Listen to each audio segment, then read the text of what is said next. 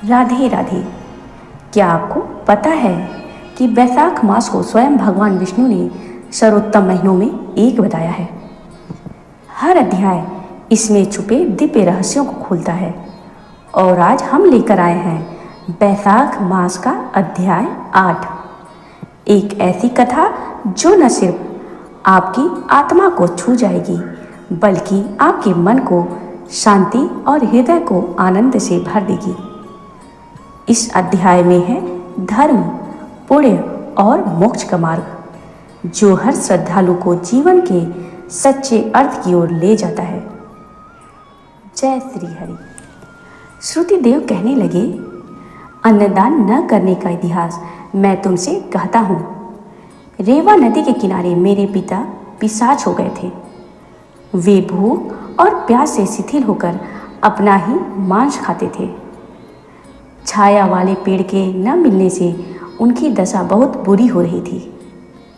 पहले जन्मों के संचित बुरे कर्मों से उनकी कंठनाली का छिद्र बहुत ही सूक्ष्म हो गया था, जिससे उनको बड़ी पीड़ा होती थी। कुएं, बावड़ी और तालाब का जल उनको विष के समान लगता था। मैं गंगा यात्रा पर जा रहा था। उस समय रेवा नदी के किनारे पहुंचा तो मैंने यह अद्भुत दृश्य देखा कि एक सालमली पेड़ के नीचे बैठा हुआ एक पिशाच अपना ही मांस खा रहा था और प्यास के मारे बुरी तरह चिल्ला रहा था। वह मुझको देखते ही मारने को दौड़ा, परंतु मेरे तेज के सामने वह हताश हो गया। मुझको उस पर दया आई। मैंने उससे कहा कि अपना सब वृतांत कहो, मैं तुमको शीघ्र ही इस दुख से छुड़ा दूंगा।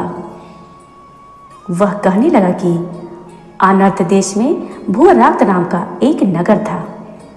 वहाँ मैं संस्कृत गोत्र में उत्पन्न हुआ और मंत्र मेरा नाम था। तप, दान और यज्ञ में मेरी बड़ी श्रद्धा थी।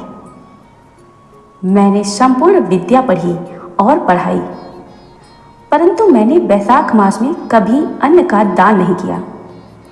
मेरे विचार में इसी कारण मुझे यह पिशाच योनि मिली और कोई कारण दिखाई नहीं देता।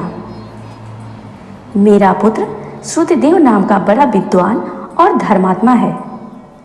यह बात मैंने तुमसे कही है। यदि तुम मेरे पुत्र से जाकर कहोगे तो बड़ी कृपा होगी। मैं अपने पिता की यह बात सुनकर दुख के कारण रोता हुआ उनके पैरों पर पड़ गया और कहने लगा कि पिताजी, मैं आपका पुत्र हूँ, दया योग से यहाँ आ गया हूँ। अब आप मुझको आज्ञा दीजिए, मैं वही कार्य करूँगा जिससे आपका यह दुख दूर हो जाए। तब वह बड़ी प्रसन्नता के साथ कहने लगे कि यात्रा करके शीघ्र घर जाओ और मेष संक्रांति में स्नान आदि करके भगवान विष्णु के निमित्त अन्नादि किसी श्रेष्ठ ब्राह्मण को दान दो, जिससे सुकुटुंब मेरी मुक्ति हो जाएगी। इस प्रकार मैंने तीर्थ यात्रा करके घर आ वैशाख के मास में अन्न का दान किया।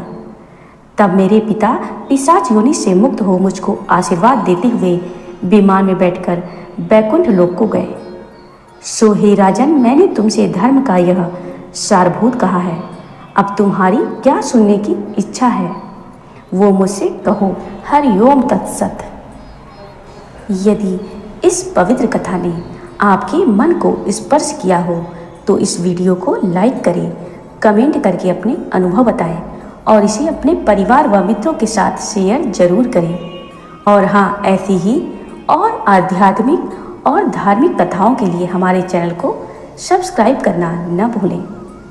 आपका एक सब्सक्राइब हमारे लिए एक आशीर्वाद की तरह है। हम हर दिन लाते हैं एक नया अध्याय। धर्म बढ़े, भक्त बढ़े। जय श्री हरि, जय वैशाख माह।